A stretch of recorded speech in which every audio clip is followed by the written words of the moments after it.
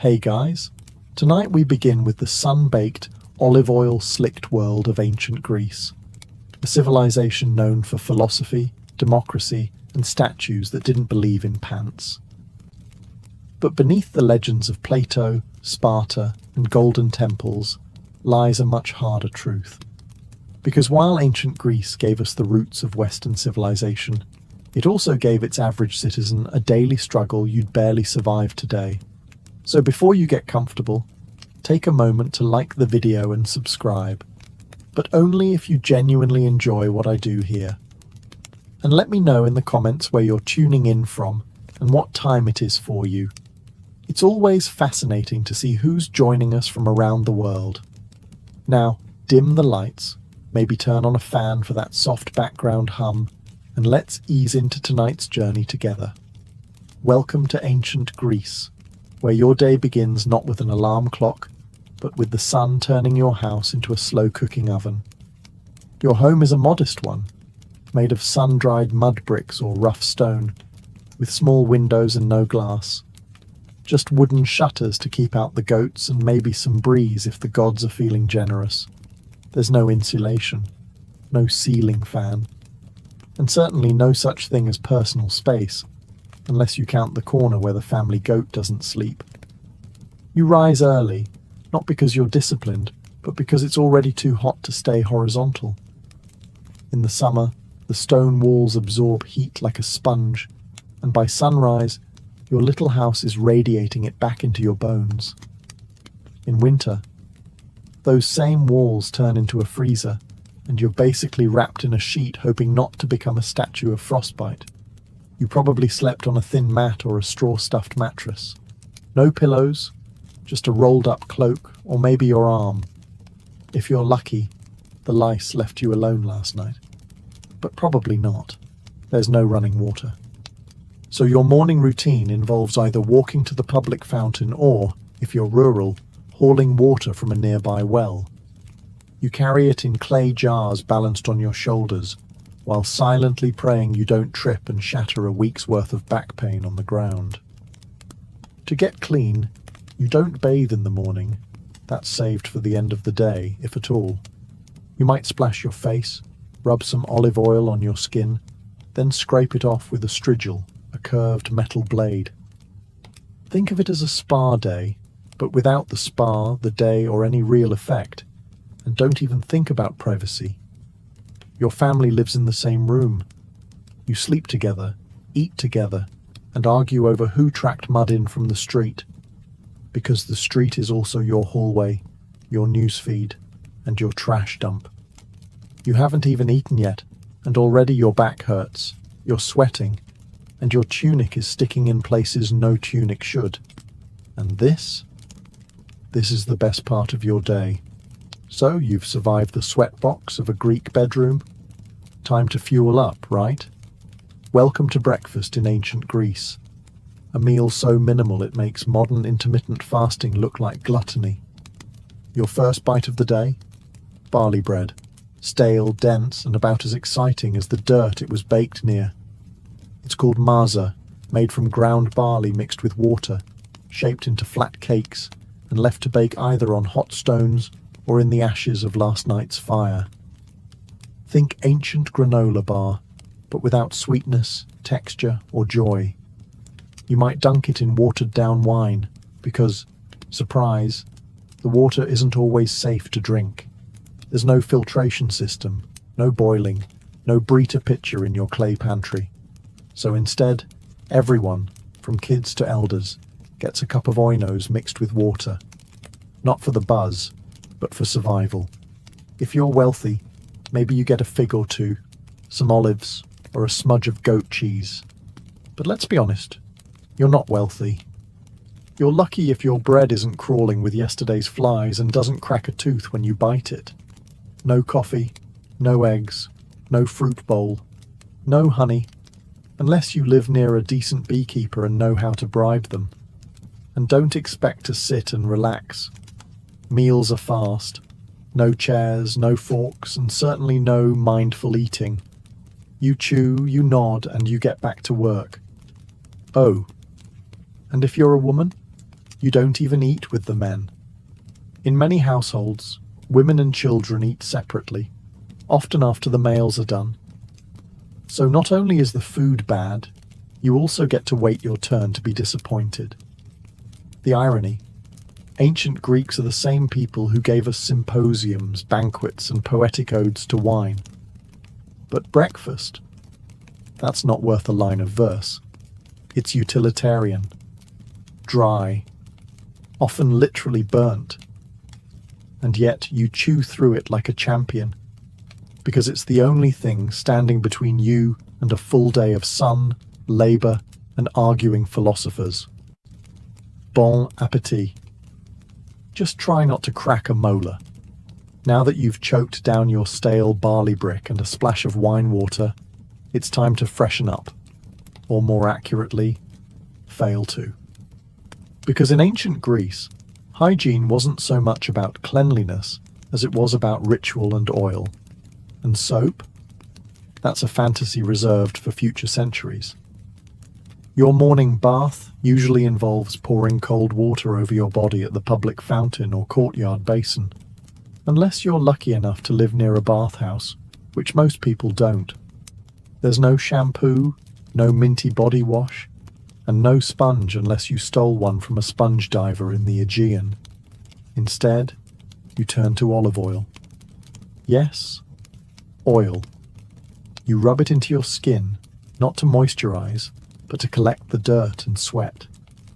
Then, you scrape it off using a strigil, a curved bronze blade that leaves you less greasy, but still a little questionable. Imagine slathering yourself in salad dressing and then shaving it off. That's your skincare routine. And if you think that sounds glamorous, just remember, everyone else is doing it too, often in communal settings, naked, loudly. Hygiene is social in ancient Greece. Privacy is not. Now let's talk teeth. There are no toothbrushes, no toothpaste. Maybe you rub your gums with crushed charcoal or rinse with vinegar if you're fancy. But mostly, you chew on a twig and hope for the best. Dental hygiene is more about divine mercy than routine care. Body odor? Ubiquitous. Deodorant doesn't exist, but perfumes do, for those who can afford them. So you might dab a little myrrh or rose oil on your neck, right before walking 5 miles in sandals through the Athenian heat. The result? A uniquely Greek blend of musk, dust, and desperation. Laundry? Rare. Clothes are washed by beating them against stones in the river. If you're poor, your tunic probably hasn't seen water since last festival season. In short, hygiene in ancient Greece isn't about looking or smelling good. It's about appearing moderately less revolting than yesterday. The oil and scrape method helps, but only so much when you're sweating in a tunic under a sun that's trying to kill you. So yes, ancient Greece gave us democracy, philosophy, and architecture. But a decent shower, still waiting. Now that you've oil scraped your way into a new day, it's time to get dressed. And spoiler alert, your ancient Greek wardrobe is minimal at best and comically impractical at worst. You've got 2 options, a chiton or a hymation, both basically oversized linen rectangles that you wrap and pin with a brooch or tie with a belt. It's not tailored, it's not fitted, and it absolutely wasn't designed with windy days in mind. One wrong breeze, and suddenly your whole philosophical outlook is on display. Forget underwear, it's not a thing. And bras don't exist. So unless you're a Spartan woman trained to sprint and wrestle, you're just hoping your pins hold and no one notices your wardrobe shifting like a loose curtain. Now, let's talk footwear. If you're lucky, you own a pair of leather sandals. If not, you're barefoot.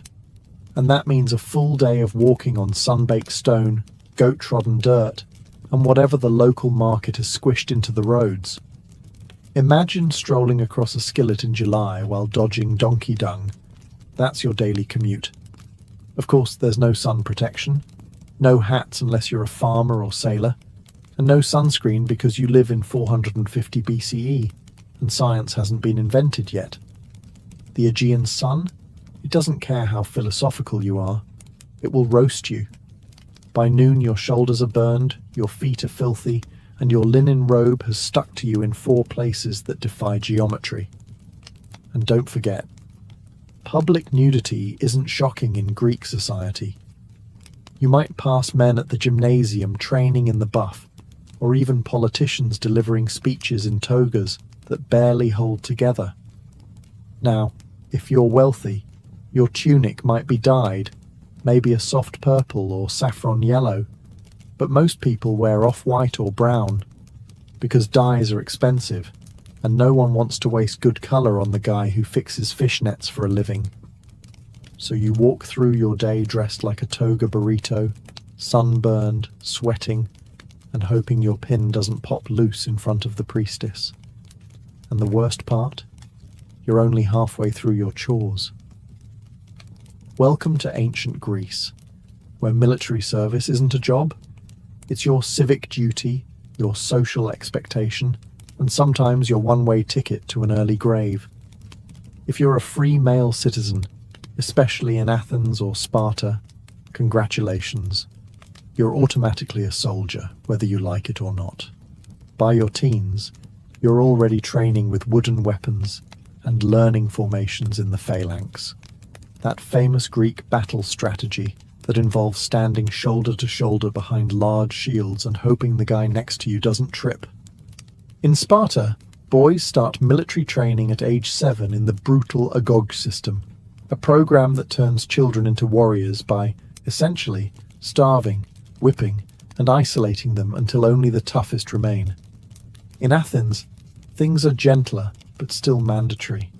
2 years of training in your late teens, followed by decades of being on call. You don't get to say, I'm more of a thinker. Even philosophers like Socrates fought in wars, and not with witty comebacks, with actual weapons. And there's always a war. Whether it's Sparta versus Athens, Athens versus Persia, Sparta versus literally everyone, or just a neighbouring polis getting sassy about trade routes. Conflict is a way of life. Peace is just the pause between 2 invasions. Armour? If you can afford it, you get a bronze helmet, breastplate, greaves, a round Hopland shield and a spear. If you can't, well, try not to be in the front row. Leather and cloth don't stop arrows. The worst part? You supply your own gear. That's right, being a soldier is a BYOB situation. Bring your own bronze. Poorer citizens either beg, borrow, or fight lightly armed, which is Greek for more likely to die first. And when you're not fighting, you're preparing, training, cleaning weapons, arguing in the assembly about strategy, or rowing warships for hours as part of the navy. Because yes, those triremes don't paddle themselves. There's no veterans' healthcare, no pensions, no therapy, just scars, limps, and the occasional poorly carved gravestone praising your virtue and courage. If you think life as a man in ancient Greece sounds rough, just wait until you hear about being a woman. In most Greek city-states, especially Athens, women had fewer rights than a pile of decorative urns. You couldn't vote, couldn't hold office, couldn't own land outright, and rarely appeared in public without a male escort. In fact, if people saw you out too often, they might start whispering that you were a courtesan or worse, a Spartan. Let's start with your daily routine. You wake up before sunrise to start the chores. You spin wool, weave cloth, grind grain, fetch water, bake bread, manage the slaves, if your household has any, and raise the children. You're the household CEO, but one without pay, respect, or days off. Your social life? Limited. You don't attend plays. You don't join the philosophical debates. You're not at the gymnasium. That's for naked men only. You're confined mostly to the gynoeceum, the women's quarters, and your contact with the outside world consists of glimpses through latticework windows. Education? If you're lucky, you might learn to read a bit, but mostly you're trained in domestic duties. Philosophy, rhetoric, geometry, that's for the boys. Your job is to marry well, have sons, and stay invisible while doing it. Marriage happens young, often in your early teens, to a man twice your age, arranged by your father, who treats you more like a trade agreement than a person. Love is optional. Dowries are mandatory. And when you do have children, your primary value becomes your womb. Now, Sparta was the exception. Spartan women were famously more liberated. They were educated, exercised in public, and could own property. But before you envy them too much, remember, their freedom came from a state-sponsored obsession with warfare and eugenics. Your main job as a Spartan woman? Give birth to strong warriors or face disgrace. And if your husband dies, you can't inherit much. You can't remarry without permission, and your options shrink faster than your social circle. You're stuck, legally, socially, and often physically. So yes, the Greeks worshipped powerful goddesses, Athena, Artemis, Hera, but real women. They were expected to stay quiet, stay home, and stay out of sight. Ancient Athens is hailed as the birthplace of democracy, and yes, technically that's true. But before you get too excited, let's be clear, you probably wouldn't qualify to participate. In fact, the majority of people living in Athens were completely excluded from the democratic process. To vote in the Athenian ecclesia, assembly, you had to be male born to Athenian parents, a citizen, over 18. That means women, foreigners, called metics, slaves and children, who made up nearly 90% of the population, had no political voice whatsoever. That's not democracy for the people. That's democracy for a very specific club of sunburned men in sandals. If you met the criteria, though, you didn't just vote, you were expected to participate constantly. Laws were proposed, debated, and passed in huge assemblies of thousands of citizens. There were no career politicians. Every eligible man was part legislator, part jury member, and part overconfident amateur. You could even be randomly chosen to serve in powerful positions, like running the treasury or serving on a jury, through a lottery system. Which sounds thrilling until you remember there were no qualifications. Your fishmonger might oversee military logistics one day. Your uncle, who still believes in sea monsters, might judge a murder trial tomorrow.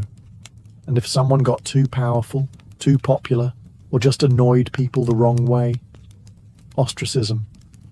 Once a year, citizens could write a name on a broken piece of pottery, an ostracon, and vote to exile that person for 10 years. No trial, no defense. Just go away, you're getting too famous. And yet, despite its flaws, Athenian democracy was revolutionary. It gave ordinary men a voice, well, some ordinary men, and laid the groundwork for future political systems. But make no mistake, it wasn't fair, and it wasn't inclusive. If you were a woman, silenced. A foreign-born resident who paid taxes, silenced. A slave building the Parthenon, definitely silenced. A philosopher who asked too many questions, possibly executed. Democracy was born in ancient Greece.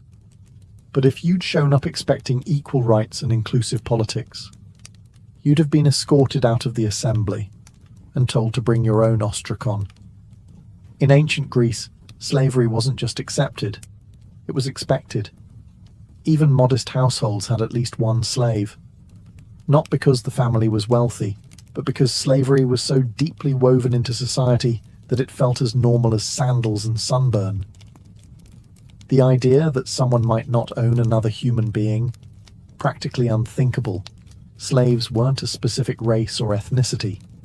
They came from conquered lands, Thracians, Scythians, Syrians, and even fellow Greeks from the wrong city-state at the wrong time. Some were born into slavery, others were prisoners of war, a few were kidnapped and sold. It was a thriving, brutal market, and business was always good. If you lived in Athens, your slave likely did everything: cooked your meals, fetched your water, cleaned your home, cared for your children, carried your shopping, and stood silently during dinner.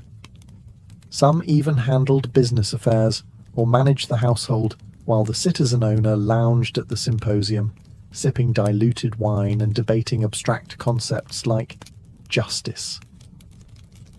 Irony level: maximum.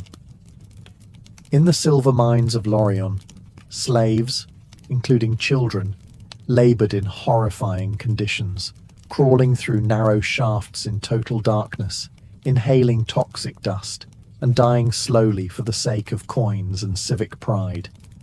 Some slaves were educated. They taught grammar and math, served as scribes, or even managed bank accounts. But make no mistake, they were still property. They could be beaten, branded, sold, or killed on a whim, and had no legal rights. The few who earned freedom, called freedmen, were never truly free. They still owed loyalty to their former masters and were barred from citizenship. No voting, no land ownership, just the hope of a slightly better tomorrow. And unlike later slave systems, there was no widespread abolitionist movement. Philosophers like Aristotle, yes, that Aristotle, justified slavery as natural and necessary. According to him, some people were slaves by nature. Enlightening, isn't it? Ancient Greece gave us ethics, democracy, and philosophy. But all of it was built on the backs of people who were never allowed to speak, never allowed to vote, and never allowed to matter. And that's not a footnote. It's the foundation. Feeling unwell in ancient Greece? That's unfortunate. Because unless you live next door to Hippocrates himself, your healthcare plan includes some vague herbs, divine intervention, and a lot of wishful thinking. Let's start with the basics. There are no hospitals as we know them. If you're sick or injured, you stay home. Maybe a neighbour knows a thing or two about poultices. Maybe a relative remembers a prayer to Asclepius, the god of healing. Maybe your local temple has a snake you can pet for spiritual comfort. That's about it. The most famous Greek doctors were really a mix of herbalist, philosopher, and gambler. They believed in the four humours: blood, phlegm, yellow bile, and black bile. According to them, illness was caused by an imbalance in these fluids. So, if you had a fever, too much blood, time to drain it. Coughing, too much phlegm, try fasting. Melancholy, that's black bile. Maybe take a walk or stare at the sea dramatically. Most treatments were based on trial, error, and garlic. You might be given crushed poppy seeds, good luck with that, boiled figs, or a compress made of vinegar and something someone scraped off a goat. Did it work? Sometimes. Did it hurt? Almost always. Surgery, rare, terrifying, and generally a last resort. Without anesthesia or antiseptics, even a simple cut could go septic and kill you. Tools included iron knives, bone saws, and prayers. Lots of prayers.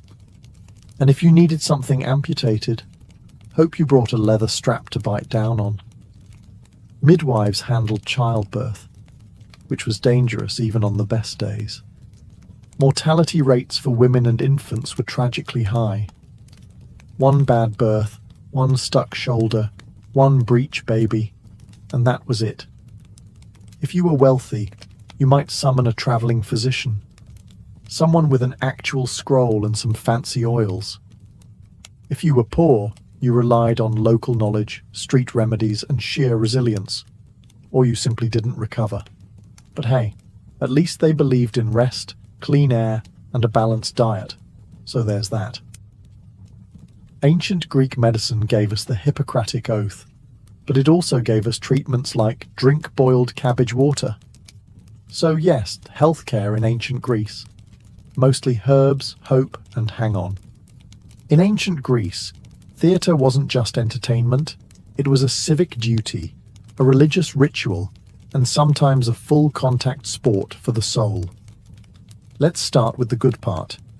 Theatre was free for citizens, assuming you weren't a woman, slave, or foreigner, in which case, good luck seeing anything. You'd file into an enormous open-air theatre carved into a hillside, like the great Theatre of Dionysus in Athens, shoulder to shoulder with thousands of other sweaty citizens. And you'd be there all day. Seriously, all day. The Dionysia festival ran from dawn until night, with back-to-back plays, tragedies, comedies, and satyr plays. No intermission, no snacks, and certainly no bathroom breaks, unless you counted a bush on the hillside.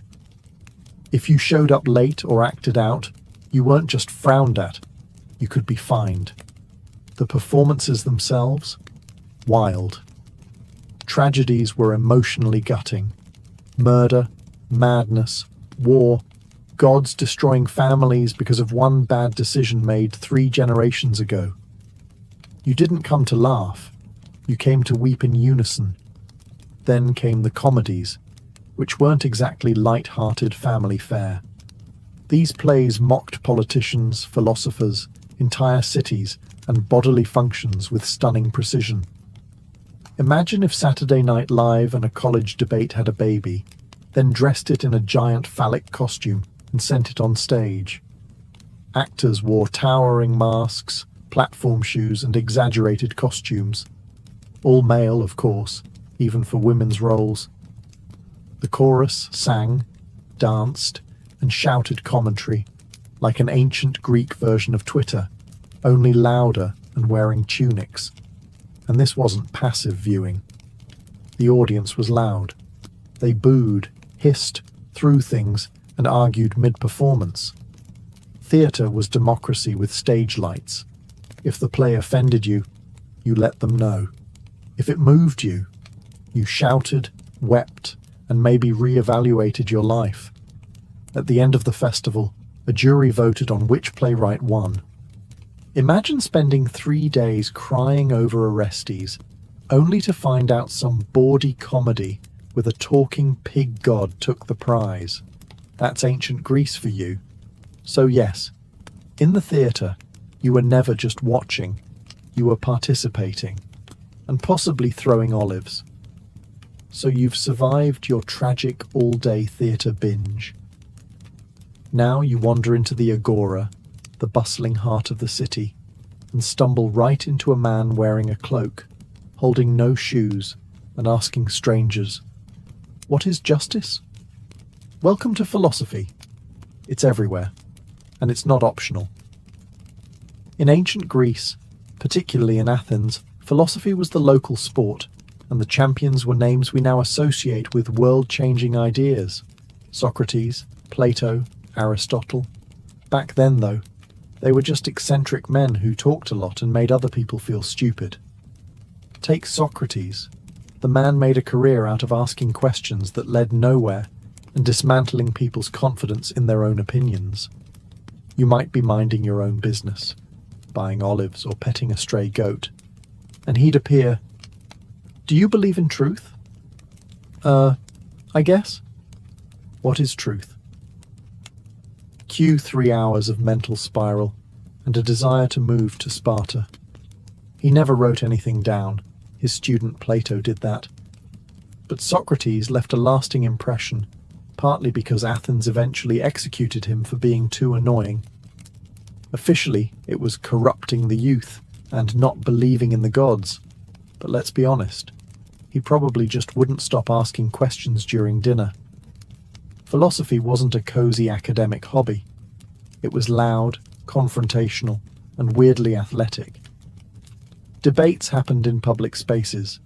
They were spontaneous, intense, and often ended in hurt feelings, or deep existential crises. No microphones, just voices, hands, and enough ego to fill the Parthenon. And if you thought you could just watch, think again. Philosophers loved drawing in random bystanders. You didn't walk past Plato's academy. You were absorbed into it. You said one thing slightly wrong and suddenly became the day's example of unexamined life. Even kids weren't safe. Aristotle tutored Alexander the Great, a teenager who later conquered half the known world. Imagine your high school civics teacher handing you a globe and saying, "Go fix this." So yes, philosophy gave us logic, ethics, science, and political theory. But in ancient Greece, it also gave you a headache, a crisis of identity, and a 70% chance of being publicly humiliated by a man in sandals. So, you've made it in ancient Athens. You're well-spoken, clever, politically active. People like you. Maybe too much. That's your first mistake. Because in Athens, being too popular could get you kicked out of the city for 10 years. Not arrested, not fined, just gone. This wasn't a conspiracy or a backroom deal. It was built into the system. It was called ostracism, and it was perfectly legal, perfectly public, and perfectly terrifying.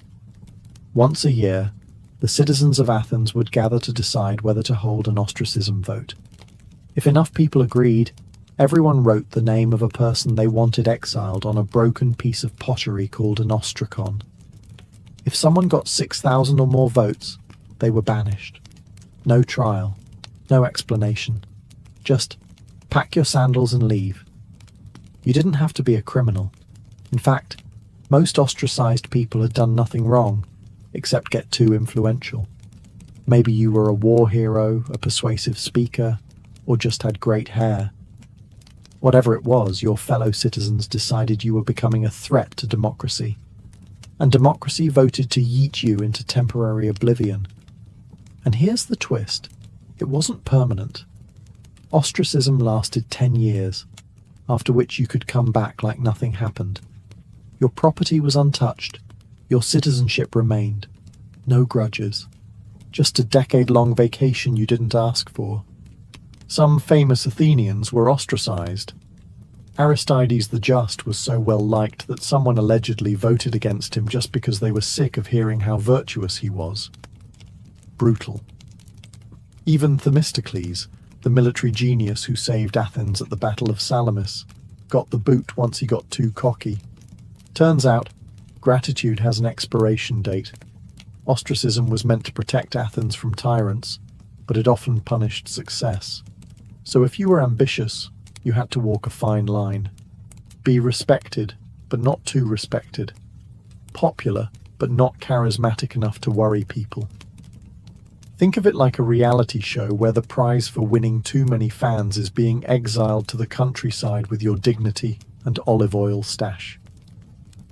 Athens gave birth to democracy, but it also invented cancel culture 2,500 years ahead of schedule. In ancient Greece, you didn't ask if you were going to die young. You just wondered how soon and how painfully. Life expectancy hovered around 30 to 35 years, and that was if you made it past infancy, which was no small feat. Roughly 1 in 3 children didn't survive childhood, thanks to disease, poor nutrition, and the fact that hygiene was, as we've discussed, more theoretical than actual. You could die from anything. A scratch that turned septic, a fever no one could explain, childbirth, a leading cause of death for women, or something as simple as drinking the wrong cup of water. Medicine was limited, and divine intervention wasn't known for consistency. If you lived in a city, disease spread fast. Cramped quarters, open-air sewers, and communal fountains made epidemics a regular part of life. The infamous plague of Athens during the Peloponnesian War wiped out 1/3 of the city. Thucydides wrote about it. Then he got it. Then, somehow, survived. Most weren't so lucky. War? constant. If you were a man, odds were you'd die holding a spear or rowing a trireme. Even if you weren't killed in battle, injuries often turned fatal days later. No antibiotics, no stitches, just hope and garlic compresses. And there was always the possibility of death by divine tantrum. Displease a god, forget a sacrifice, mock a temple statue, or speak ill of Zeus after 3 cups of wine, and you could find yourself on the wrong end of a lightning bolt, plague, or spontaneous goat stampede. Burial rites were important. If your family couldn't afford a proper funeral, with coins for the ferryman and rituals to secure your spot in the afterlife, you might be dumped outside the city walls, unmarked and forgotten. Not only was that tragic, it was spiritually dangerous. The Greeks believed unburied souls wandered eternally, caught between worlds. Death wasn't poetic, it was daily, and it didn't care about your philosophy, your beauty, or your lineage. You could be a slave, a general, or a poet, and still die from a mouldy fig or an angry mosquito. The Greeks had 12 Olympians, and not a single one of them liked you. In theory, ancient Greek religion was all about harmony with the divine, worshipping Zeus, Hera, Athena, Apollo, Artemis, Poseidon, and the rest of the Golden Crew up on Mount Olympus. In practice, it was constant spiritual damage control. These gods weren't peaceful, all-loving deities. They were divine drama queens with superpowers. Forget a sacrifice, they'd ruin your crops. Say the wrong prayer, your ship sinks. Step into the wrong grove, snake bite, plague, famine, take your pick. The gods didn't just demand your loyalty. They demanded perfect timing, flawless rituals, and unblinking obedience. You didn't have weekly temple visits. You had daily rituals, home altars, seasonal festivals, and civic ceremonies. Before planting crops, pray to Demeter, going to war, offer to Ares, traveling by sea. You'd better pour out some wine to Poseidon, and maybe throw in a goat just to be safe. Each god had favorites and grudges. Apollo might protect your city, unless your grandfather offended him once, in which case you're cursed until further notice. Hera was the goddess of marriage, but she also specialized in making mortal women's lives miserable if Zeus so much as looked at them. Athena rewarded wisdom, and also turned people into spiders. Casual. And if the Olympians weren't enough to keep you nervous, there were nymphs, satyrs, spirits, river gods, and monsters lurking around every corner. Step on the wrong patch of sacred land, and suddenly your left leg belongs to a vengeful woodland sprite. But worst of all, you never knew why something bad happened. Was it the wrong offering? The wrong timing? Did you insult a god in a dream? Maybe it was your cousin. Maybe it was something your great-grandfather did. Doesn't matter. The gods work in mysterious and deeply personal ways. And yet, for all the terror, Greek religion was woven into every part of life, from politics to childbirth to the Olympic Games. You feared the gods, yes, but you also depended on them. Their temples were city landmarks, their festivals were national holidays, and their myths explained everything from lightning to love. You didn't believe in gods out of faith. You believed out of survival instinct. So, after everything, the sun-baked homes, the barley-bread breakfasts, the sandal-blistered treks, the wars, plagues, gods, and goat-related traumas. Let's ask the question plainly. Would you last a single day in ancient Greece? Honestly? No. You'd fold before lunch. The heat, the diet, the constant threat of war or divine punishment would wipe that Instagrammable toga fantasy right off your face. You're not used to hauling water before breakfast or squatting over a hole in the ground next to a temple goat. You'd miss your running water, your aspirin, and your right to complain without being exiled by pottery shard. You might love the idea of living among marble statues, brilliant philosophers, and epic poets. But guess what?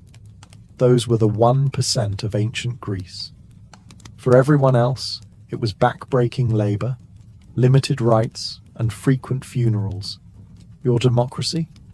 Only if you're a male citizen. Your medicine? Garlic and hope.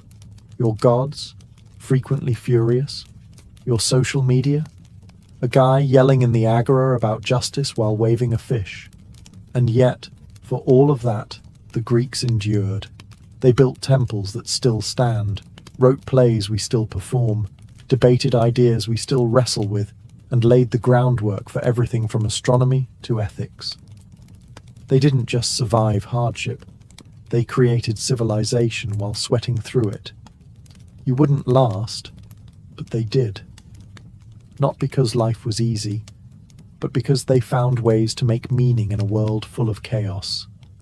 They questioned everything, fought constantly, wrote beautifully, died young, and still, somehow, shaped the modern world. So no, you probably wouldn't make it past your first sunstroke, goat bite, or unsolicited philosophy lesson in the street. But if you did, if you adapted, endured, and listened closely, you'd find yourself standing among some of the most passionate, resilient, and brilliantly flawed people history has ever known. And they wouldn't judge you for struggling. They'd just hand you a tunic, point to the amphorae and say, "Good. Now carry that up a hill." It began with a death and a betrayal. Prasutagus, king of the Iceni tribe in what is now eastern England, had played the Roman game well. He had walked a tightrope for years, ruling as a client king under the shadow of Rome. He had wealth, autonomy, and peace, so long as he stayed useful to the empire. But when he died around 60 AD, he left behind a will that was meant to protect his people. He named the Roman emperor as co-heir alongside his 2 young daughters, hoping this gesture of loyalty would secure their safety and sovereignty. He was wrong. Rome did not honor the will. Rome didn't negotiate. Rome took. Without hesitation, the Roman authorities annexed the Iceni kingdom outright. Their soldiers stormed in and claimed everything: lands, livestock, homes, and treasures. But the theft of wealth wasn't the worst offense. It was what they did next that turned a political insult into a personal hell. They flogged the queen, Boudica, in public, not just to humiliate her, but to send a message. You are nothing. And if that wasn't enough, they violated her daughters in front of her. This wasn't just a crackdown. It was psychological warfare, the kind meant to break a people's spirit. But it didn't break Boudica. It forged her. Rome believed it had crushed a minor tribal woman beneath its boot. What it had done was awaken a lioness, a queen who would take her pain and reshape it into vengeance, a mother whose rage would soon set cities ablaze, a woman who would remind Rome that even empires bleed. Word of the atrocity spread quickly through Britannia. Other tribes listened. They remembered their own humiliations, their own land losses, their own sons killed in Roman campaigns. Rome thought the tribes divided, scattered. But in that moment, they had one thing in common: Boudica's fury.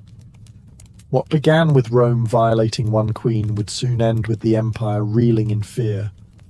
They had broken a treaty, broken a family, and in doing so, broken the illusion of Roman invincibility in Britannia. This wasn't just a mistake. It was the spark that would ignite one of the most ferocious revolts Rome ever faced. If Rome expected Boudica to fade into silence, they misunderstood everything about her. Boudica wasn't born to obey. She was born to lead. Described by Roman historians, who rarely complimented their enemies, as tall, fierce, with flaming red hair cascading down to her waist and a voice that sliced through crowds like a war horn. She wasn't just a queen by blood. She was a symbol. And now, she was a threat. But before she became that threat, she became something deeper. A mother with nothing left to lose. Roman brutality had tried to erase her dignity, her children's future, and her people's pride. But Boudica refused to be a victim. She understood what Rome feared most wasn't an army. It was unity. And so she began to forge it, one tribe at a time. First, the Trinovantes. They had once been powerful before Rome crushed them under taxes, land seizures, and slave labor. When Boudica spoke, she didn't speak like a diplomat. She spoke like a warrior mother, scarred but unbroken. She reminded them of their ancestors, of their gods, and of the earth they no longer owned. Her pain was their pain, her rage theirs too. Then the other tribes began to listen. The Corieltauvi, the Cornovi, even some of the Brigantes. Her cause was no longer about vengeance. It became a holy mission, to cleanse Britannia of Roman arrogance. She didn't promise safety. She promised glory, and death with honor, if it came to that, and they followed her. Because she did not stand behind her warriors, she rode among them, spear in hand, hair loose to the wind, eyes locked on the future. She called out the names of the raped, the enslaved, the executed. She summoned gods like Andraste, the Celtic war goddess, as her witness. And her warriors believed her when she said the gods would fight with them. She had no formal military training, no Roman strategy scrolls, but she had something deadlier. Righteous fury, sharpened by betrayal, guided by purpose. And the land itself seemed to shift under her command. This wasn't rebellion, it was resurrection. The Queen Rome thought it had broken was now the spearhead of a movement that would soon make the empire tremble.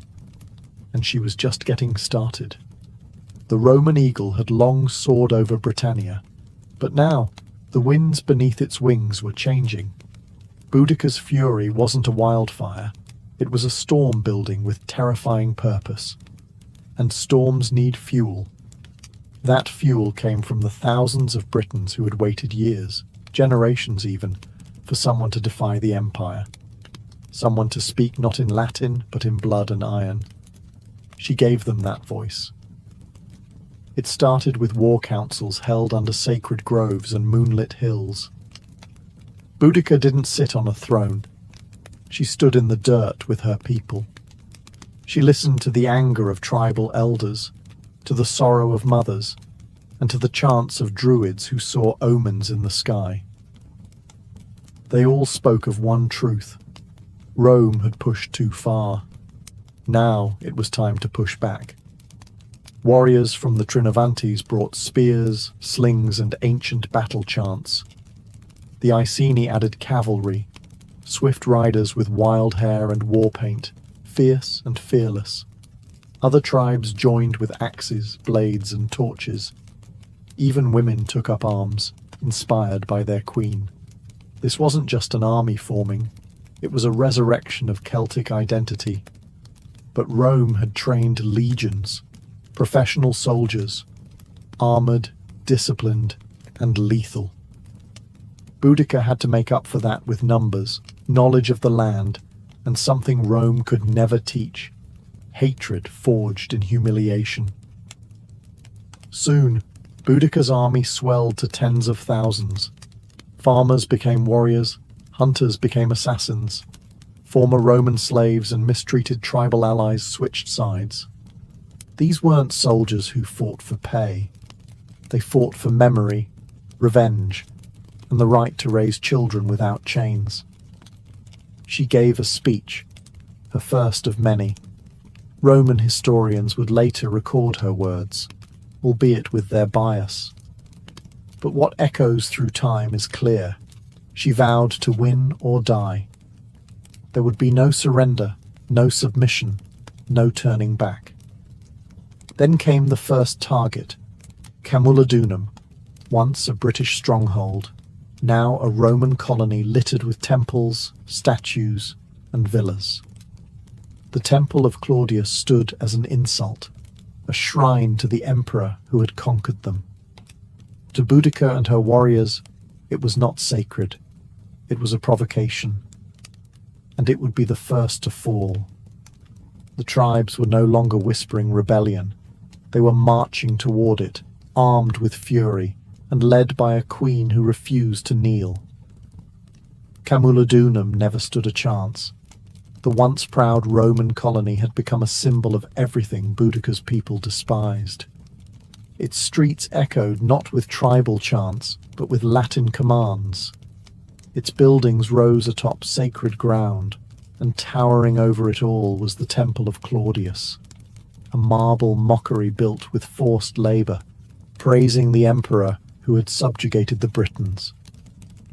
To Rome, it was a monument. To Boudica, it was a target. She gave the order.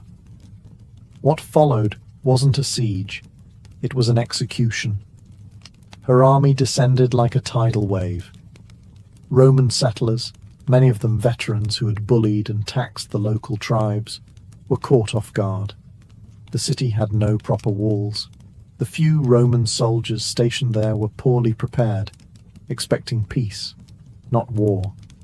They tried to hold the temple, barricading themselves inside, believing it could endure a siege. It didn't. Within 2 days, Boudica's forces breached it. The streets ran red. They spared no one. Men, women, and children were slaughtered. Boudica's war wasn't just military, it was personal. Her warriors destroyed Roman statues, burned villas, and turned their rage onto the very symbols of occupation. The temple was set ablaze, its roof collapsing in a firestorm that lit the sky for miles. Survivors were rare, and those who did escape carried tales of horror that chilled Roman blood. The fury wasn't random. It was deliberate.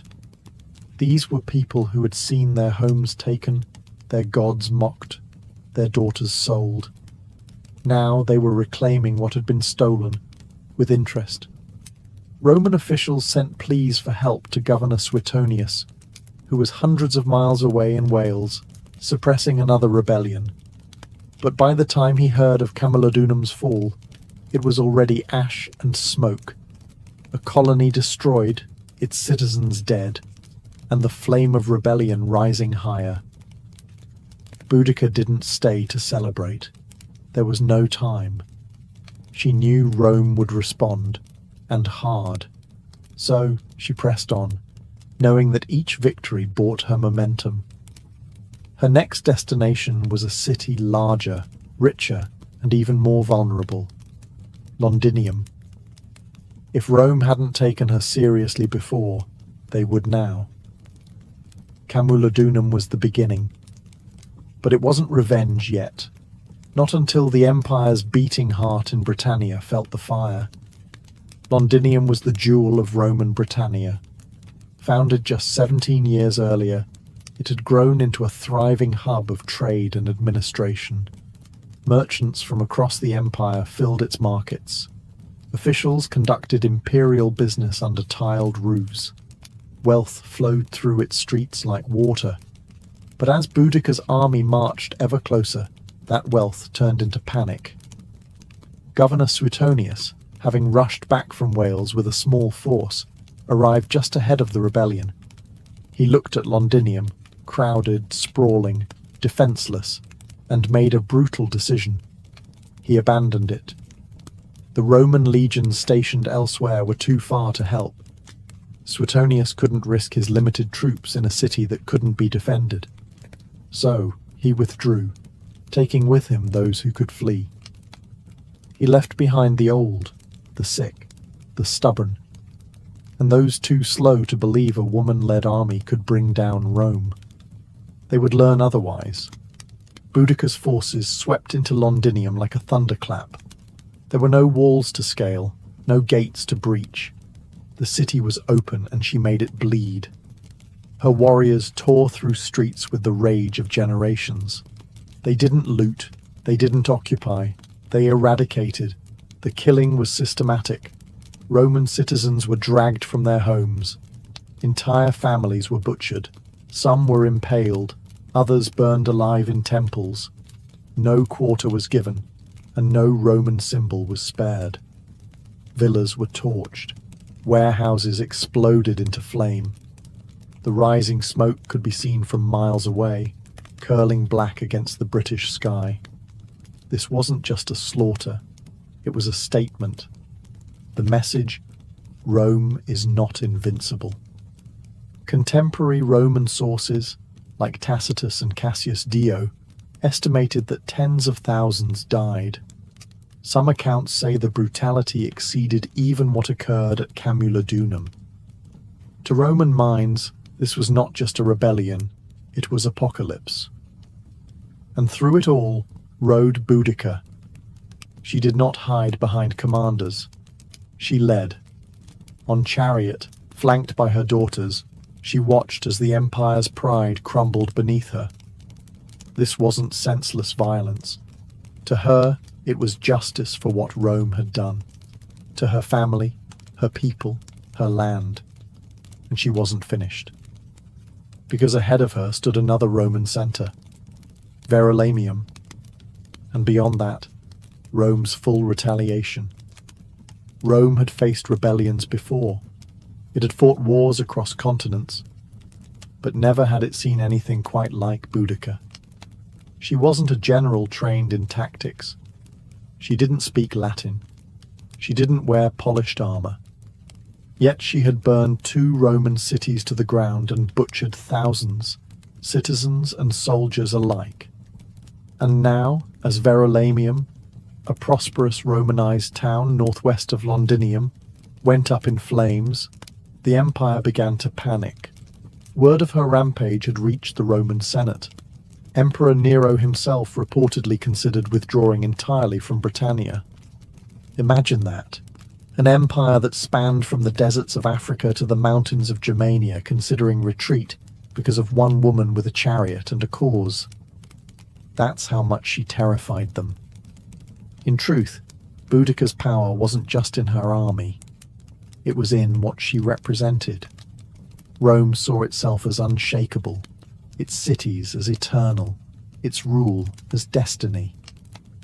But here was a Celtic queen, once beaten and humiliated, now leading a revolt that had reduced entire Roman settlements to ash. Every new city she burned wasn't just a tactical victory, it was a psychological blow. Verulamium followed the same fate as Camulodunum and Londinium. It was rich, Romanized, and completely unfortified. Boudica's warriors slaughtered the inhabitants, destroyed temples, and leveled Roman infrastructure. Archaeological evidence today still shows a thick layer of ash beneath the modern town, a fire that raged with such intensity it left a scar in the earth. But here was the paradox. With each victory, Boudica's war machine grew heavier. Her army swelled, but supply lines thinned. Organization faltered. Drunk with success, some tribes grew careless.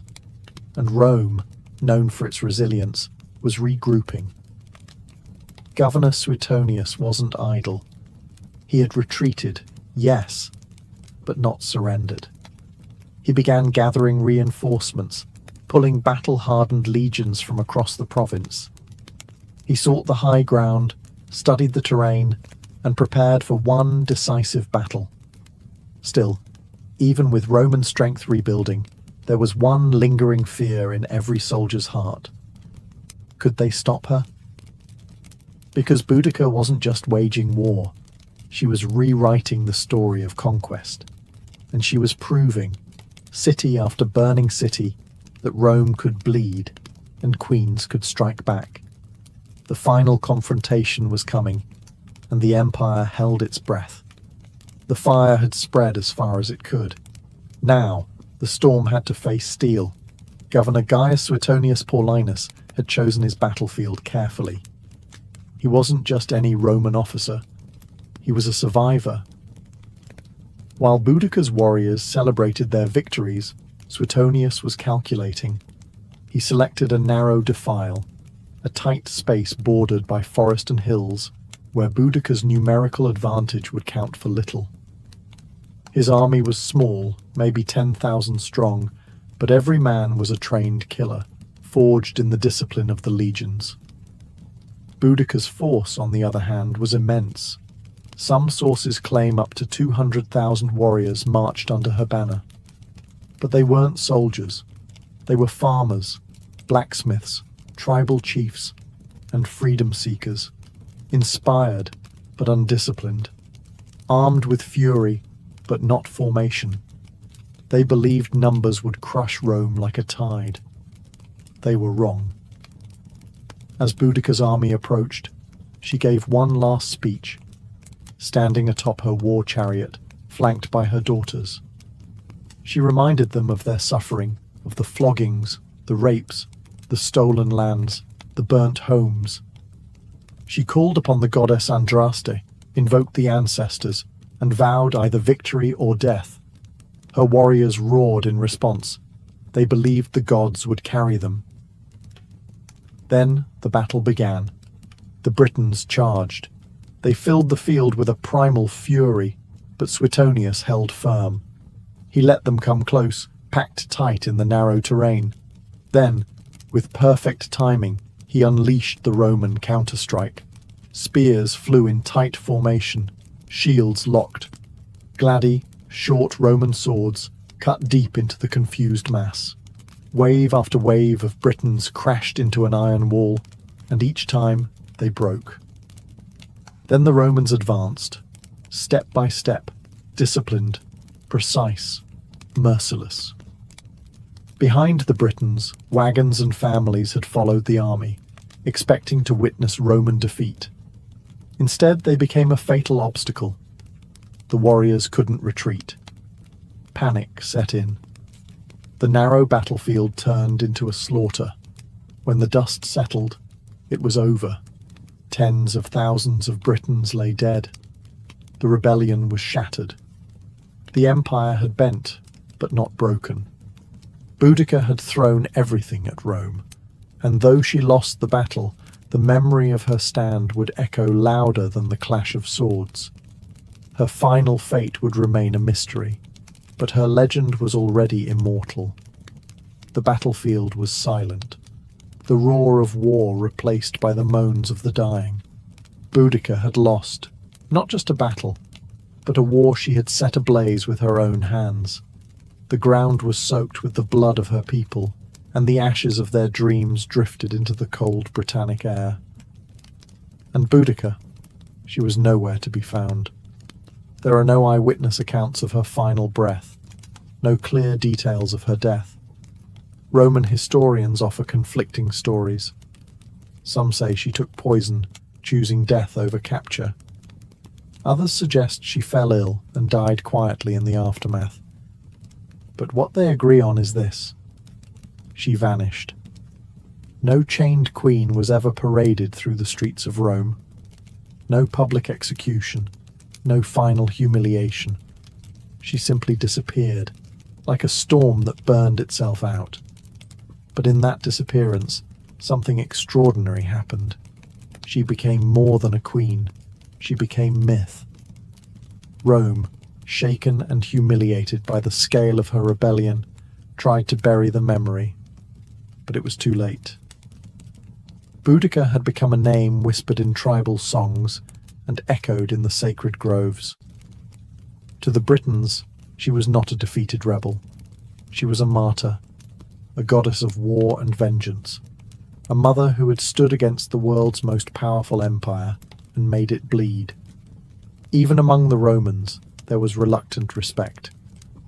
Tacitus, though Roman to the bone, painted her not as a barbarian, but as a formidable leader wronged by the arrogance of empire.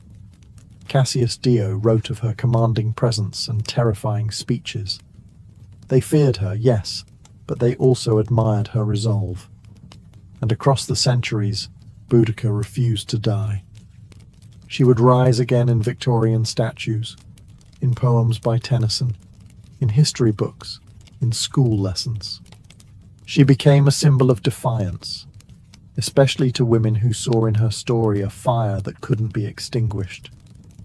Her chariot, spiked wheels tearing across time, became a vehicle of resistance. And so, though her body may be lost to history, her voice never left. It rides with the wind. It screams in the fire. It echoes through every soul that has ever stood against oppression and whispered, "I will not kneel." Centuries have passed since Boudica vanished into the mists of history, but her shadow still lingers across the British Isles. You can see her name carved into monuments, hear her invoked in political speeches, and feel her presence in the stubborn spirit of a land that never truly forgot her. In London, near Westminster Bridge, a bronze statue shows her standing tall on a war chariot, flanked by her daughters, eyes set on the horizon, wheels raised in defiance. Below her, traffic hums and tourists wander, unaware that they walk in the echoes of her rebellion. But her legacy isn't just about statues, it's about what she represents. Boudica became more than the sum of her battles. She became an eternal question asked of every empire, every oppressor, every ruler who forgets the power of the people. What happens when the silenced rise? She was not perfect. Her revolt was marked by bloodshed and massacres. Tens of thousands died at the hands of her warriors. But history isn't written by saints. It's carved by those who dare to resist. And resistance, by its nature, is rarely clean. Still, what makes Boudica endure is not just her war against Rome. It's the fire she lit in the human imagination. A woman who lost everything and still stood tall. A queen who refused to be defined by the empire that tried to break her. A mother who turned her grief into a sword. Modern historians continue to debate her exact role, her decisions, her motives. But ask any Briton who Boudica was, and they won't recite footnotes. They'll tell you she was the queen who made Rome bleed, the woman who united tribes that had once warred with each other, the warrior who taught the world that dignity can rise even from devastation. And in that, she becomes more than historical figure. She becomes symbol of rebellion, of courage, of the unbreakable will to be free. Because even when Rome rebuilt its cities and redrew its maps, it could not erase her. Her flame still burns in every fight against tyranny, in every voice that dares to say no, and in every soul that would rather die on their feet than live on their knees. Boudica is gone, but her legend rides forever.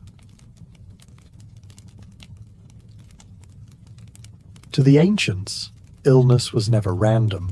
It wasn't just about bacteria, viruses, or rogue cells. Those explanations would come thousands of years later. In the ancient world, sickness was a symptom, not of physical failure alone, but of a deeper disturbance, a disruption in balance, a fracture in the harmony between body, mind, soul, and nature. In Mesopotamia, disease was often seen as divine punishment. If someone fell ill, it was believed they had offended a god, broken a taboo, or attracted a curse. Diagnosis began not with symptoms, but with questions. What have you done? Who have you angered? Priests and healers worked together, interpreting omens, casting spells, and prescribing rituals alongside herbal treatments. In ancient China, balance took on a more systematic meaning. through yin and yang and the five elements. Health was the state of equilibrium between opposing forces. Too much heat or cold, dryness or moisture would throw the body off. Practitioners of traditional Chinese medicine didn't just treat a cough. They asked when it started, what time of day it worsened, what emotions accompanied it. Healing was holistic. Herbs, acupuncture, and dietary changes were all tools to rebalance the inner cosmos. In Greece, the physician Hippocrates rejected the idea of gods punishing people with disease, yet he too saw health as harmony. His theory of the four humours, blood, phlegm, yellow bile, and black bile, dominated Western medicine for centuries. Each humour was linked to a temperament and an element. An excess or deficiency of one would cause both physical symptoms and personality shifts. A melancholic person, for instance, was said to have too much black bile. Across cultures, one thread remained the same. Health meant wholeness. Not just the absence of pain, but the presence of balance. Whether it was the Ayurvedic concept of doshas in India, or the belief in spiritual possession in African healing traditions, ancient people understood that the human being was not isolated. We were part of nature, and nature, when disturbed, pushed back. So, when ancient healers laid hands on the sick, they weren't just looking for physical signs, they were listening for imbalance. And they believed that to heal someone, you had to treat the invisible forces just as carefully as the visible wounds. In the land of pyramids and pharaohs, medicine was both science and sorcery.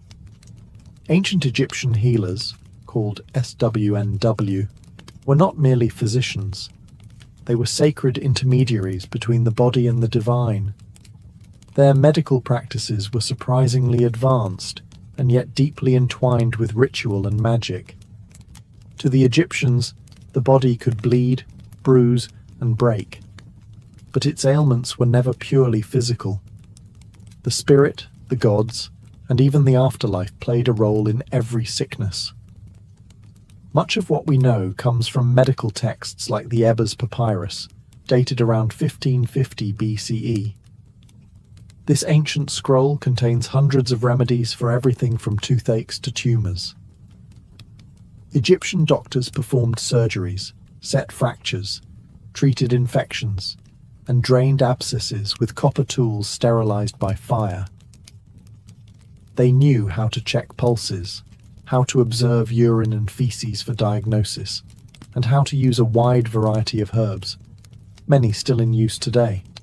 But no treatment began without the blessing of the gods. Thoth, the god of wisdom, was believed to have gifted humanity the secrets of healing. Sekhmet, the lion-headed goddess of war and plague, was both feared and prayed to. She could unleash epidemics or grant recovery. Spells were often recited over a patient as herbs were applied.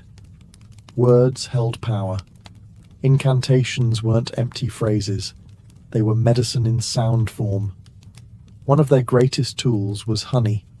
It was used as an antiseptic long before bacteria were understood. Wounds were bandaged with it, sometimes combined with resin or lint. Garlic and onions were prescribed for heart health. Castor oil served as a laxative.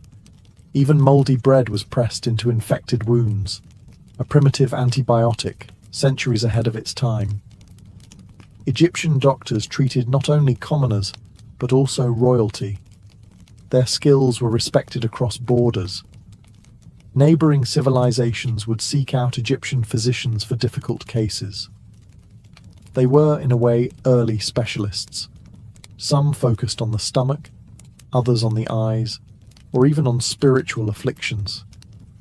But in all their knowledge, there was no separation between the physical and the sacred. A fever might come from the Nile's mosquitoes, or from an angry ghost.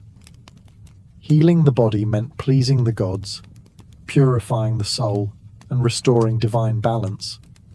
To the ancient Egyptian, a healer's true role wasn't just to cure the illness, it was to restore cosmic order. Long before modern medicine emerged, India was already writing its own story of healing, one that viewed the human body not as a machine, but as a reflection of the cosmos. This ancient system is known as Ayurveda, a Sanskrit word meaning the science of life. Rooted in the Vedic tradition, Ayurveda is more than just a medical practice. It's a philosophy, a way of living in harmony with nature, seasons, and spirit. Central to Ayurveda is the concept of three doshas, Vata, Pitta, and Kapha. Each represents a unique combination of the five elements: earth, water, fire, air, and ether. Vata governs movement, Pitta controls transformation, like digestion, and Kapha manages structure and stability. Everyone is born with a unique balance of these doshas. Illness, according to Ayurveda, arises when this balance is disturbed by poor diet, stress, environment, or lifestyle. Ayurvedic texts like the Karaka Samhita and Sushruta Samhita date back over 2,000 years. These detailed manuals offer not just herbal remedies, but guidance on surgery, obstetrics, psychology, and even ethics for physicians. Charaka focused on internal medicine, promoting prevention as the first line of defense. Sushruta, meanwhile, is remembered as a pioneer of surgery, describing over 300 surgical procedures and more than 120 surgical instruments, many carved from wood or metal. One of his most astonishing techniques was rhinoplasty, reconstructing a nose using a flap of skin from the patient's cheek or forehead. This wasn't cosmetic. It was often used to restore faces mutilated as punishment. Thousands of years before Western medicine caught up, Sushruta had already set the stage. But Ayurveda's strength lies in its holistic approach.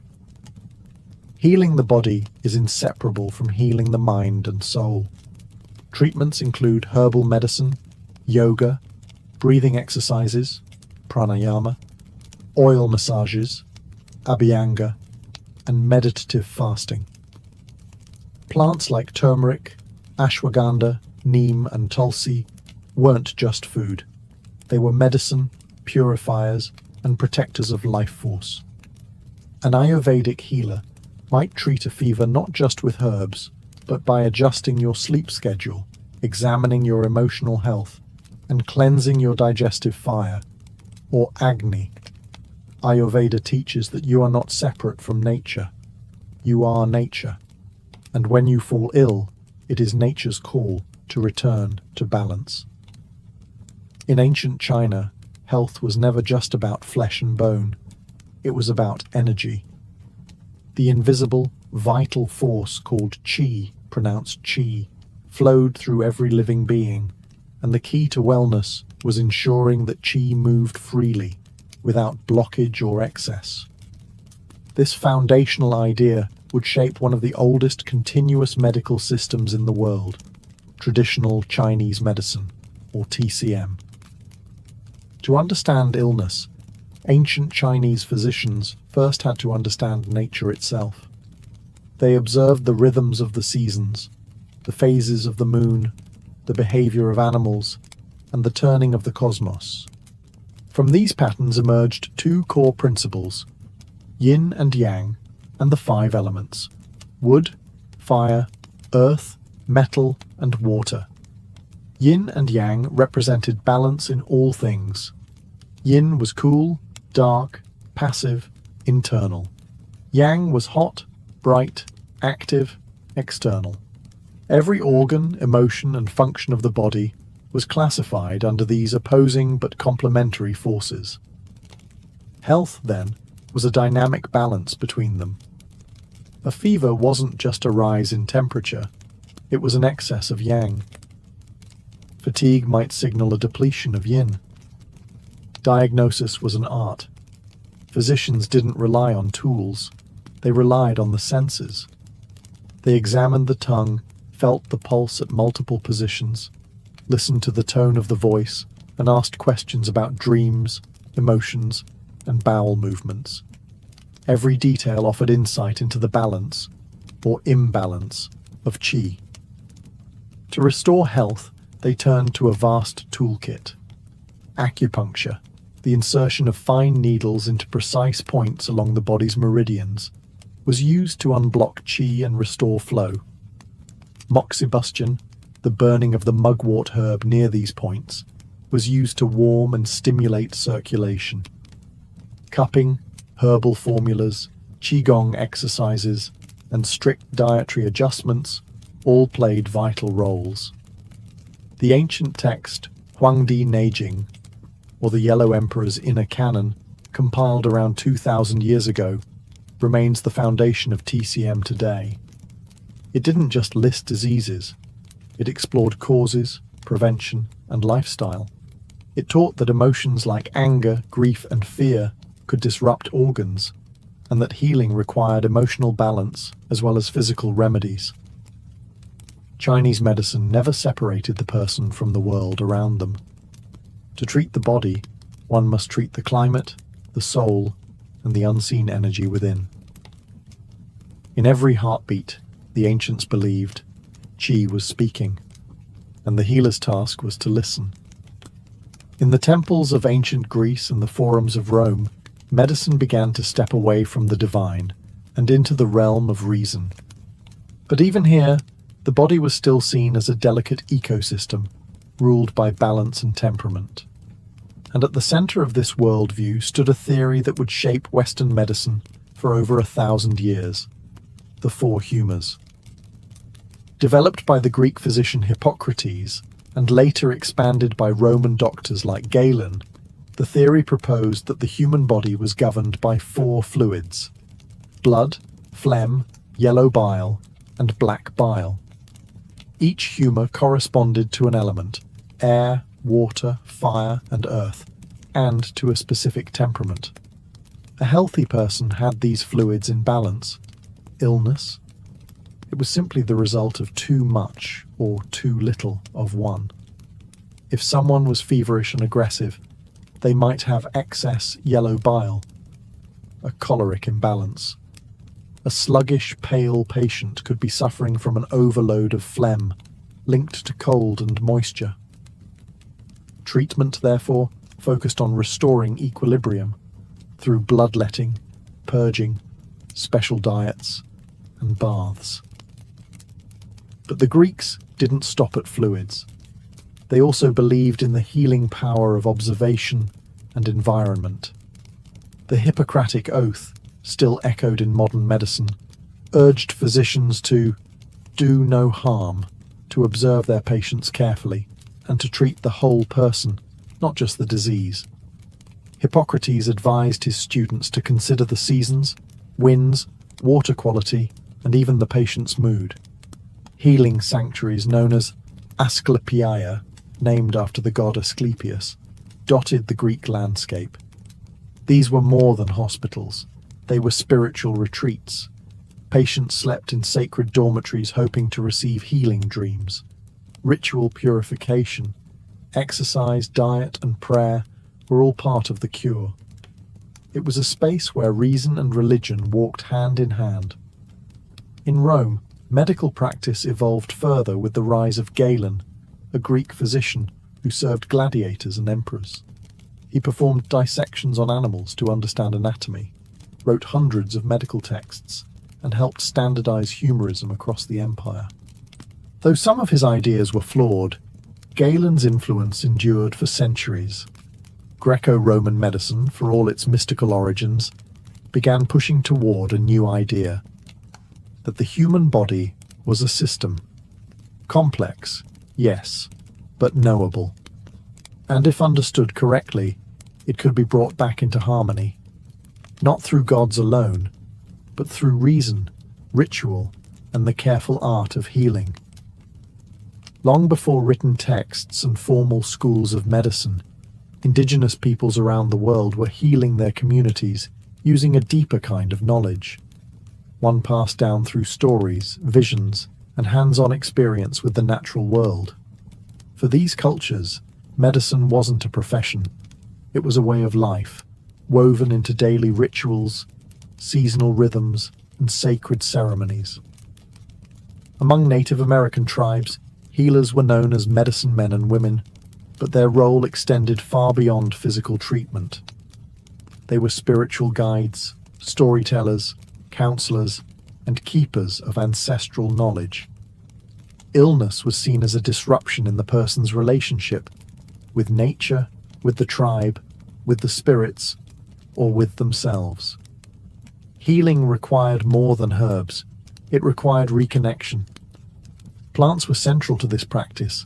From the Cherokee to the Lakota, each tribe held encyclopedic knowledge of the land.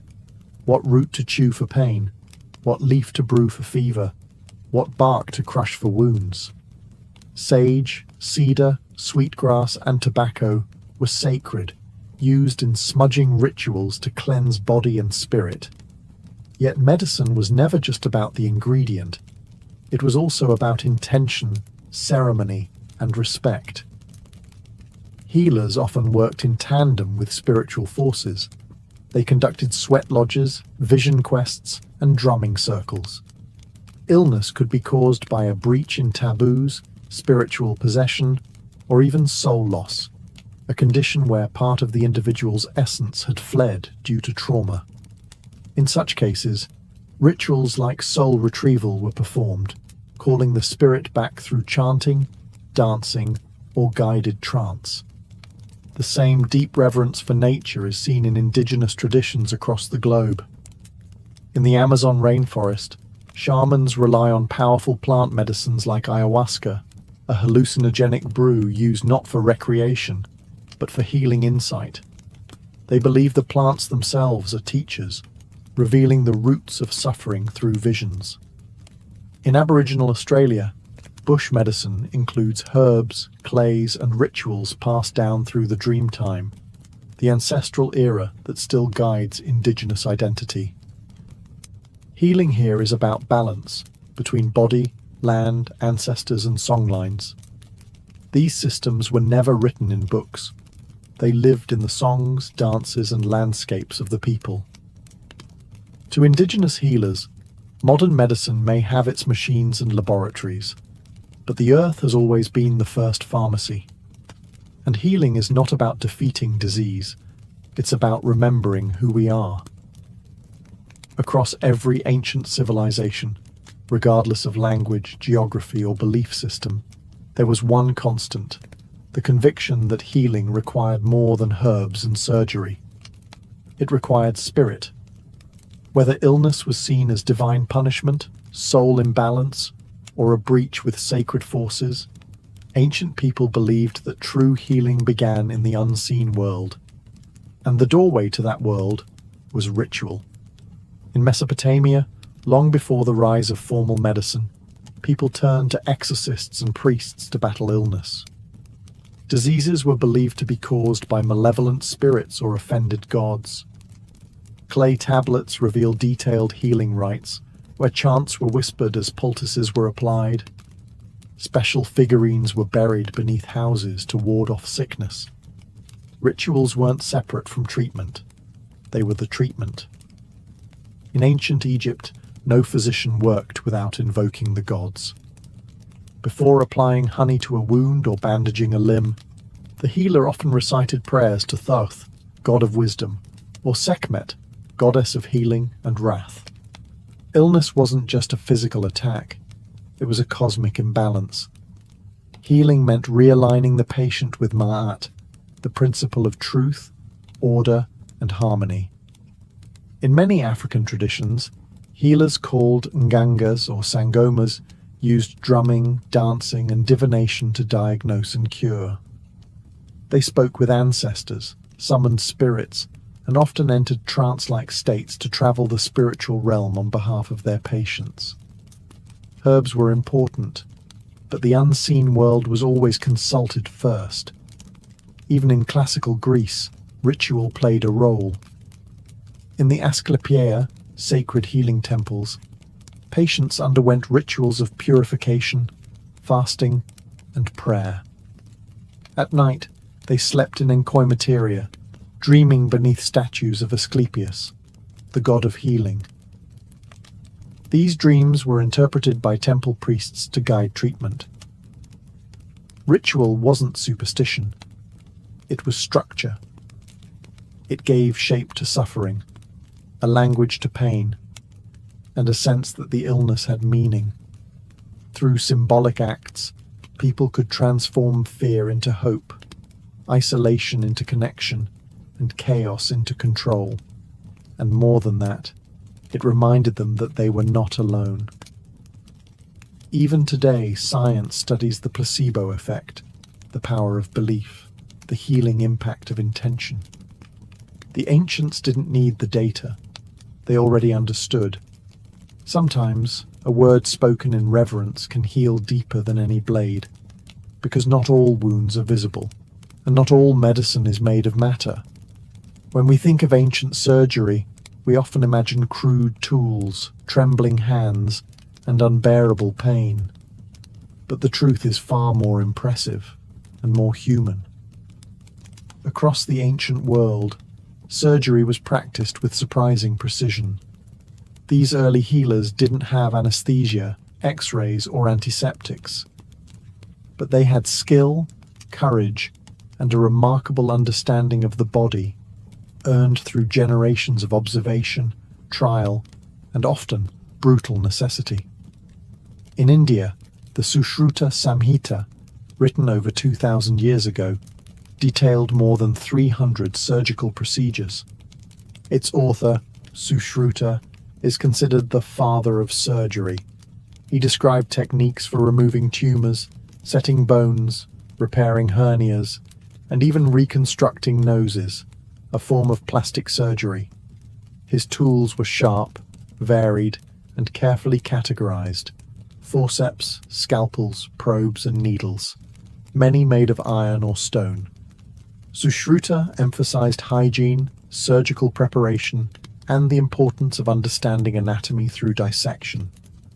Though this was often limited to animals, his surgical wisdom spread far beyond India, influencing both Islamic and Western practices centuries later. In ancient Egypt, surgical knowledge blended with ritual. Papyrus texts reveal procedures for stitching wounds, treating dislocated limbs, and draining abscesses. Tools like bronze knives, bone saws, and cauterizing rods have been found in tombs.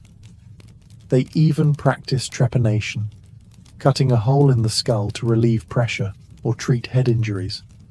Amazingly, many skulls show signs of healing, meaning the patients survived. Trepanation wasn't limited to Egypt. In pre-Columbian Peru, archaeologists have discovered hundreds of trepanned skulls, often from warriors wounded in battle. Some surgeries were shockingly successful. In certain regions, over 80% of patients survived, based on bone regeneration. These early surgeons may have used coca leaves or fermented maize beer to dull pain, along with herbal antiseptics. In the Greco-Roman world, Galen advanced surgical techniques by studying injured gladiators and dissecting animals. His insights into the nervous system and vascular pathways laid foundations for later anatomy.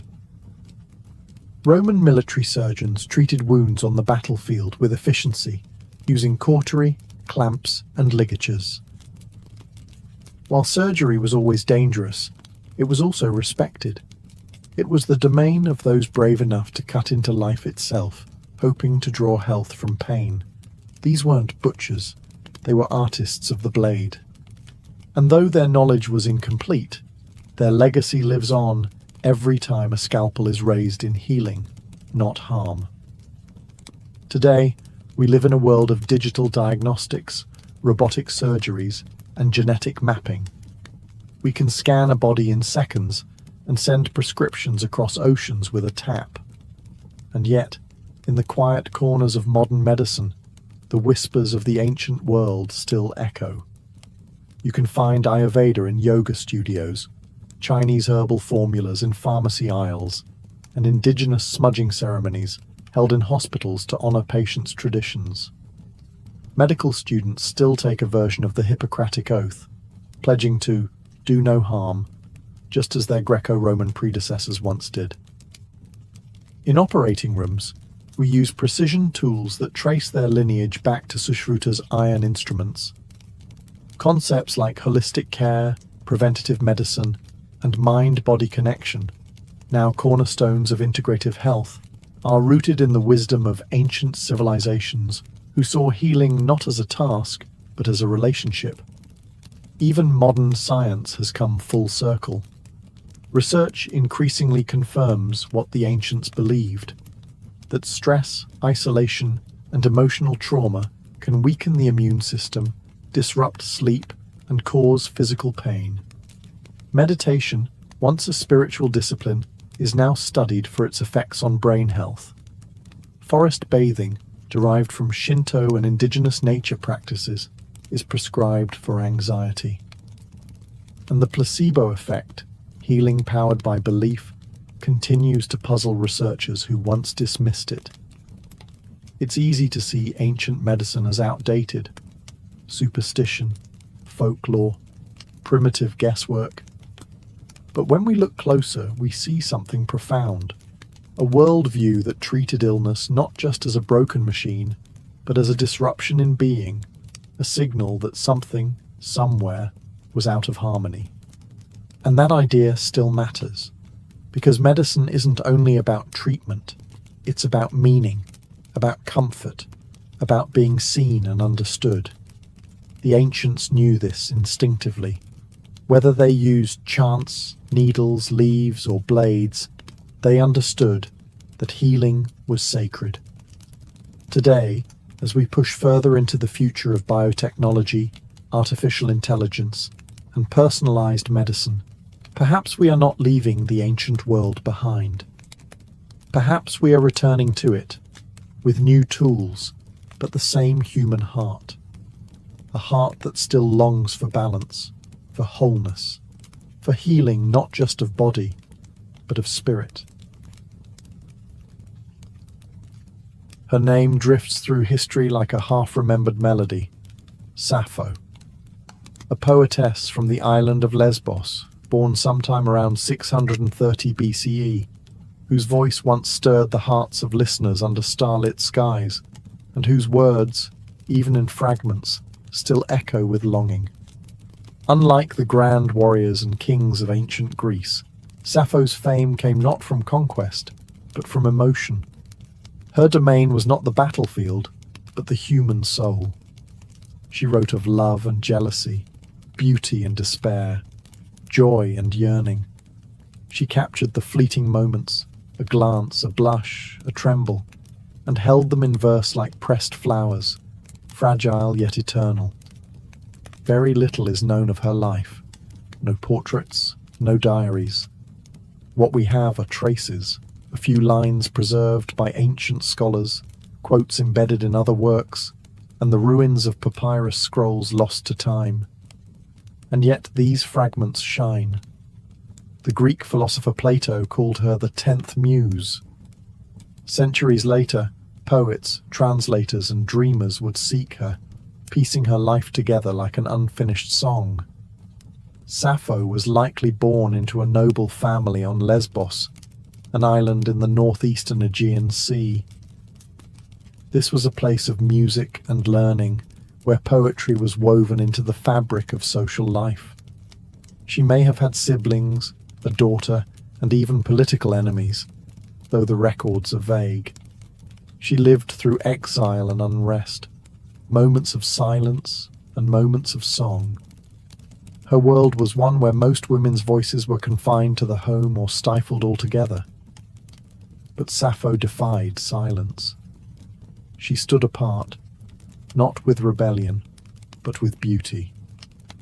She wrote in the Aeolic dialect, in short, vivid lyrics designed to be sung to the lyre. Her style was intimate, rich with imagery.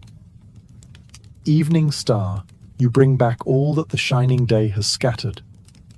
Words like these outlived empires.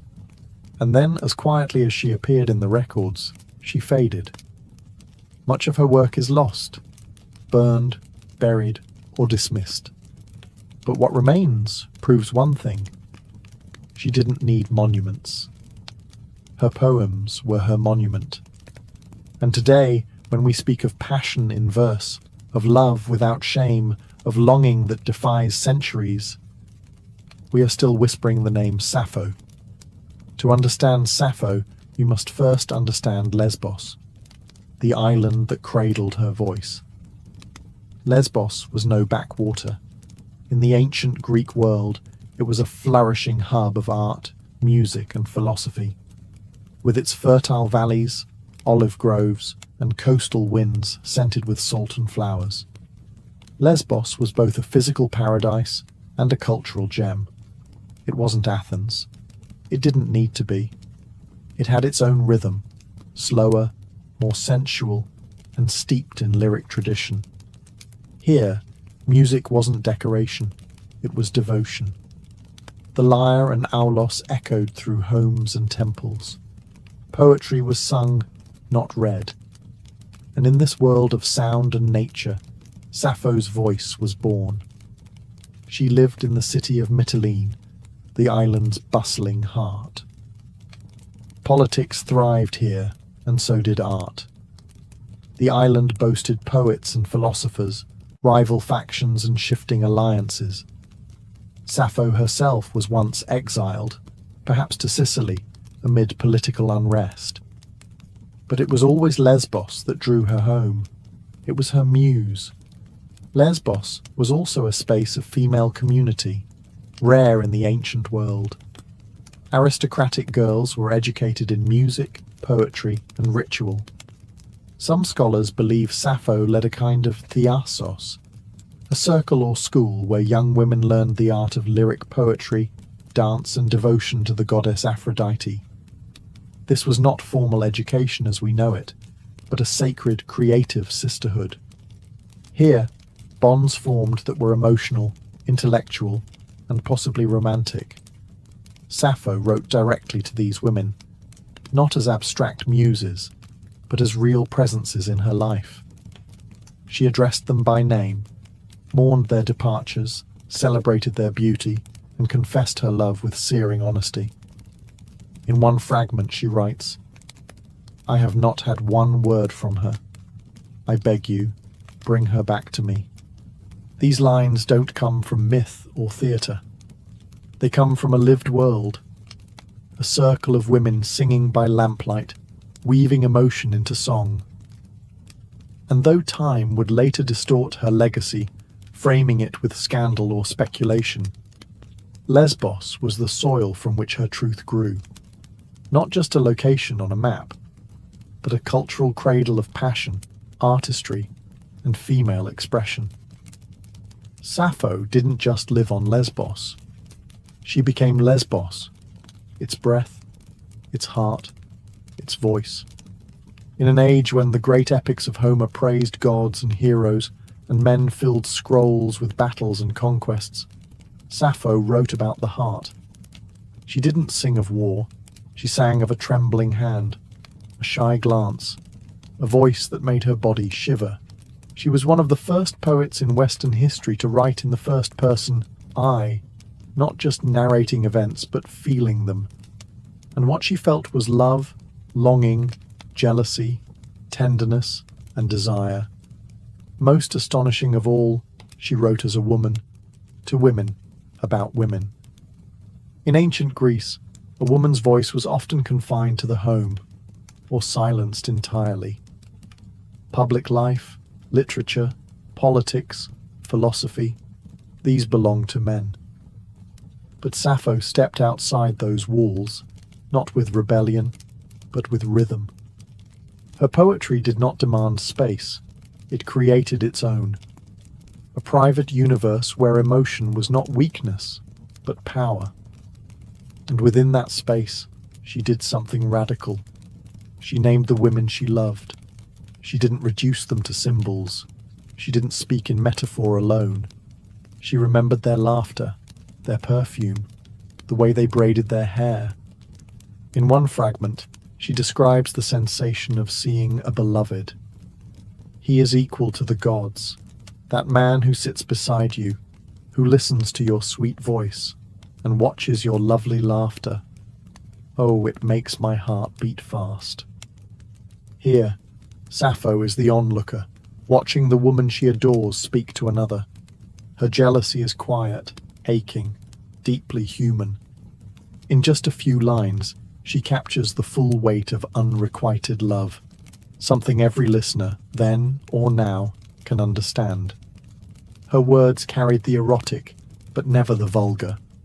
She wrote of sensuality with the care of a painter, the curve of a neck, the softness of sleep, the way moonlight touched skin. She didn't separate beauty from intimacy. They were one. Because of this, later centuries often misunderstood or censored her. Some tried to erase her queerness. Others mythologized her heartbreak into tragedy. But none of that diminishes the truth of her voice. A woman who wrote honestly, lyrically, and bravely about love. Not in theory, but as someone who had lived it, deeply, openly, and without apology. Sappho didn't just write poetry, she composed music for the soul. Her verses were never meant for silent reading.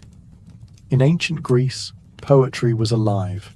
It was sound, breath, vibration.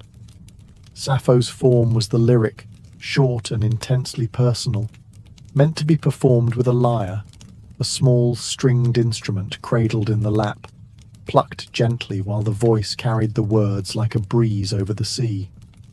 This was the heart of lyric poetry, and it's where the word lyrical comes from. The poetry wasn't epic. It didn't tell long tales of war and gods. It was intimate, emotional, and immediate. The lyric was a whisper, a confession, a love letter sung beneath fig trees or in candlelit rooms. And Sappho was its undisputed master. Her poems were crafted in Aeolic Greek, a regional dialect rich in softness and rhythm. Her preferred meter, now called the Sapphic stanza, flowed with a particular beat. 3 long lines followed by a shorter, punchy one, like a sigh at the end of a longing thought. It was subtle and musical, like the rising and falling of breath during a quiet moment between lovers. She would have performed these songs surrounded by women, students, companions, maybe even priestesses. These gatherings, possibly ritual or educational in nature, were also spaces of freedom, spaces where emotion, song, and body were not fragmented but whole. Through these performances, Sappho trained others in the art of composition, creating not just poems, but a culture. We can only imagine what it sounded like. The soft twang of strings, the clear rise of her voice, the stillness of listeners hanging on each syllable.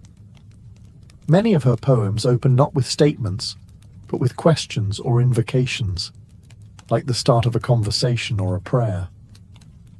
Come to me now, O golden-throned Aphrodite, and free me from hard care. These were poems that reached up, to gods, and inward, to desire. And yet, they feel surprisingly modern. You could set them to music today, and they'd still stir something raw and real. Sappho turned poetry into song. And in doing so, she reminded the world that emotion is music, that every heartache, every thrill of touch or tremble of voice deserves a melody. And hers is one still echoing centuries later. For every line of Sappho's poetry we have today, dozens, perhaps hundreds, are lost. What remains are fragments, shards of emotion and sound, phrases ripped from their original songs, drifting across time. Some are complete stanzas, others are mere whispers, a single word, a sliver of longing, a closing thought without a beginning. And yet, even these broken pieces pulse with life, like embers glowing in the ash of something once brilliant. Why did so much vanish? Time, war, and deliberate destruction. Sappho's works were once collected into 9 volumes, organized in the famed Library of Alexandria. These were likely copied and recited throughout the classical world. But with the fall of that library, much of ancient literature was lost. Later, as Christian influence rose, many works deemed pagan or immoral were suppressed, neglected, or intentionally burned. Sappho's poetry, filled with passion, especially same-sex love, made her a target. By the medieval period, she became a ghost. Her name survived, but her voice was nearly silenced. Only through quotations by other authors, preserved in grammars, commentaries, or philosophical works, did bits of her poetry escape extinction. These fragments were often cited for their style or vocabulary, not for their emotional force, yet the feelings still bled through. Then came the papyri. In the late 19th and early 20th centuries, archaeologists digging in the sands of Oxyrhynchus, Egypt, uncovered thousands of scraps of ancient manuscripts, among them torn and faded lines of Sappho, bits of songs that had not been seen for over 1,000 years. More discoveries followed. In 2004, a nearly complete poem was found on a papyrus wrapped around a mummy in Germany. Each recovery felt like a resurrection, and yet so much remains missing. We read her today in echoes. What we long for is not just what she wrote, but what she might have said if history had let her speak without interruption. Still, there's something hauntingly fitting in this survival through fragments. Sappho wrote about impermanence, about fleeting moments, about beauty that slips through the fingers like sand. And so perhaps it is appropriate that her poetry arrives to us not as a monument, but as a mystery, a puzzle pieced together by lovers of language, of music, of the heart. A voice once drowned in fire, still burning. Sappho's poetry was too honest to escape judgment. In her lifetime, she was admired, celebrated even, as a master of lyric poetry. Plato called her the 10th muse, placing her among the divine. Yet, as centuries passed and cultures shifted, her legacy became twisted, silenced, or scandalized, depending on the times. Why? Because she wrote about love, and not the kind history was comfortable remembering. Much of her poetry centers on deep affection and desire for women. She praised their beauty, mourned their absence, confessed jealousy, and celebrated their intimacy. In her world, this was not strange. In the cultural setting of Lesbos, especially among aristocratic women, close emotional and possibly romantic bonds were accepted, even honored. But later generations, especially under Roman, Christian, and Victorian values, struggled with this. Rather than confront her truth, they rewrote her story. Medieval scribes ignored her. Renaissance translators softened her language. Victorians labelled her a tragic romantic, heartbroken over a man, even inventing the myth that she leapt to her death from a cliff over the love of a ferryman named Phaon, a tale that appears nowhere in her authentic work. This invented story served a purpose: to erase her queerness, to make her pain more palatable, her desires more conventional. Some critics reduced her poetry to merely educational or platonic. Others dismissed her altogether as indecent. And yet, she persisted. Even in scandal, Sappho's name survived. In the 19th century, when open discussion of same-sex love was still taboo, her legacy quietly became a coded symbol for queer identity. The words sapphic and lesbian became terms for romantic love between women, rooted directly in her name and her home. She became, without ever intending to, a figure of resistance, a poetic ancestor to those whose loves were silenced. And still today, debates echo. Who was she? A teacher? A lover? A myth? A threat? But maybe the better question is, why are we still afraid of her truth? Sappho didn't write to fit into categories. She wrote what she felt. She named beauty, confessed longing, and lived through verse. Her scandal wasn't in her actions, it was in her honesty. She dared to write desire. And for that, history tried to muffle her voice. But it never could. If there was one divine presence that hovered over Sappho's life and work, it was Aphrodite, goddess of love, beauty, and irresistible desire. To Sappho, Aphrodite wasn't just a myth. She was a muse, a confidant, even a kind of companion in moments of passion and heartbreak. Many of Sappho's most powerful verses are not just about love, they are prayers to Aphrodite, invocations, pleas, arguments made in verse when the weight of longing became too much to bear. In her most famous surviving poem, Ode to Aphrodite, Sappho doesn't simply praise the goddess. She speaks to her directly, almost like a friend who's heard this pain before. Come to me now, if ever you have answered my voice in the past. Free me from hard care. Fulfill all that my heart longs to achieve. There is no shame in this vulnerability, no fear in expressing desire. Sappho's love is never portrayed as sinful or weak. It is divine, something sacred enough to bring a goddess down from the heavens. In the ancient world, Aphrodite wasn't just about romance. She ruled over attraction, seduction, the chemistry between bodies, the ache of separation. To call on her was to recognize that love could wound just as much as it could thrill.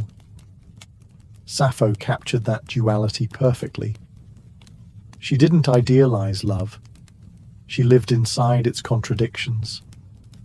She wrote of its sweetness and its sting, its beauty and its cruelty.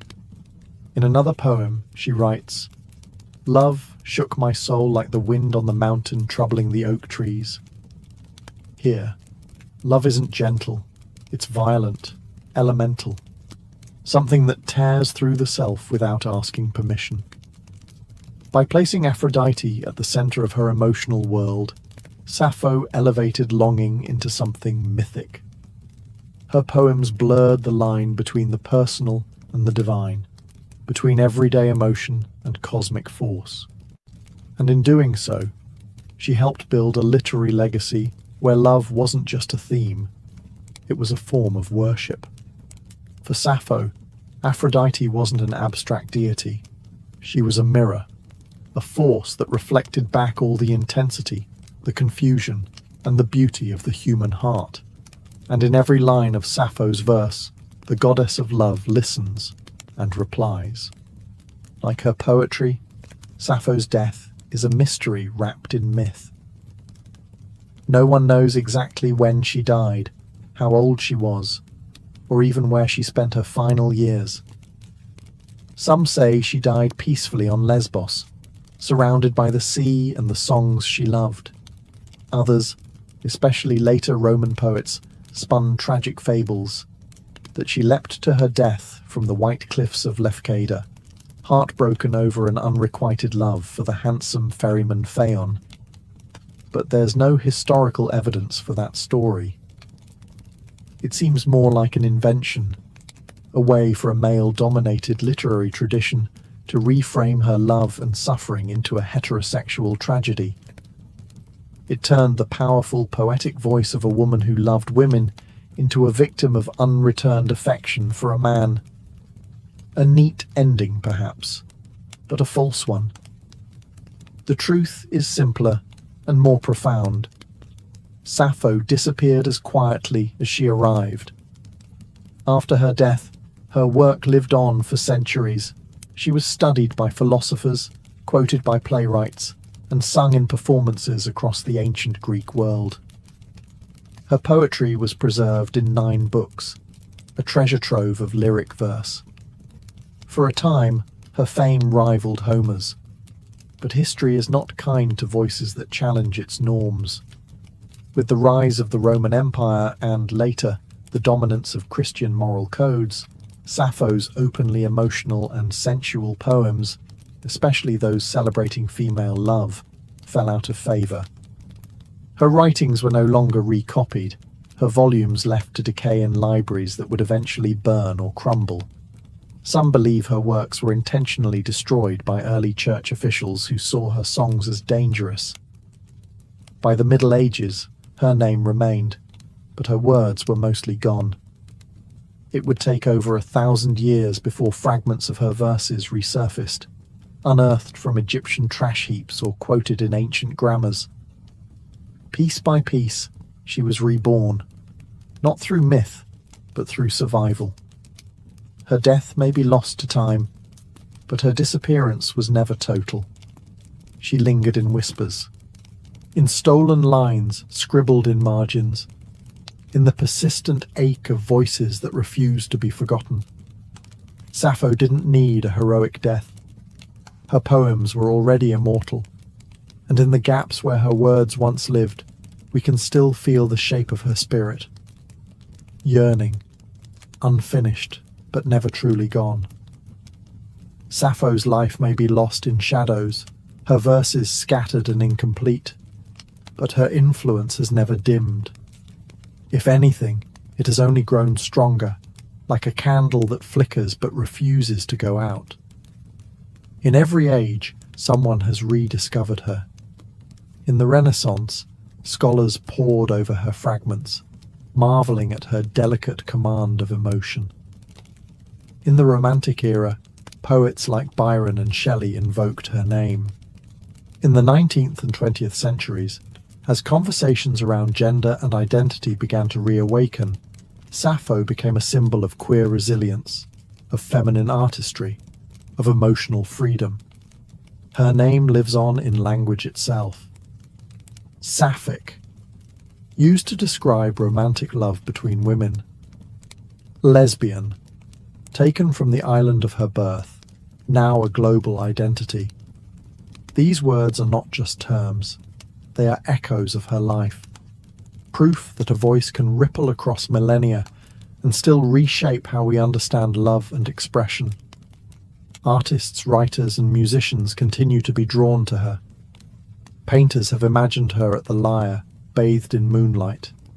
Poets have translated her again and again, each version seeking the pulse beneath the words. Modern authors have reimagined her, reclaimed her, resurrected her in novels, songs, and plays. And through it all, one thing remains clear. Sappho speaks to something universal. It doesn't matter that her poems are broken. It doesn't matter that her biography is blurred. What matters is the emotion that burns beneath the words. The trembling joy of desire, the ache of separation, the sacredness of beauty. These are feelings we all carry. She just found a way to sing them. Perhaps that's her true immortality.